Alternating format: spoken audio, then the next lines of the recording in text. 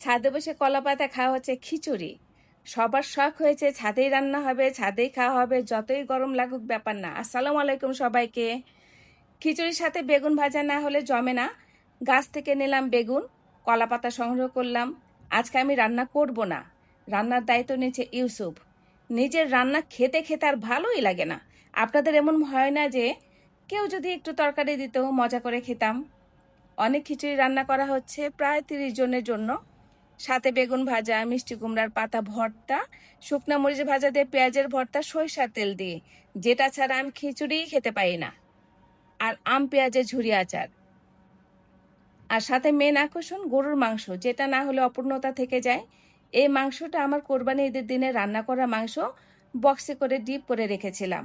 সবশেষে কলা পাতায় ছাদে মাঝখানে বসে খাচ্ছে। কলা পাতায় খাওয়া আজকাল খুব একটা দেখা যায় না।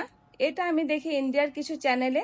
আমাদের গ্রাম বাংলাতেও আগে মাটির পিঠে আর কলা পাতায় খাওয়া ছিল একটা আলাদা সংস্কৃতি। আমিও খেয়েছি কলা পাতায়, কি যে অনুভূতি! দামি প্লেটে খেলেও এত চমৎকার অনুভূতি পাওয়া যায় না।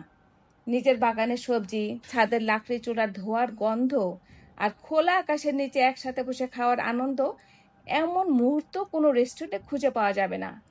ছাদের প্রতিটি দিন আসলে আমাদের কাছে হয়ে ওঠে উৎসবের মতো।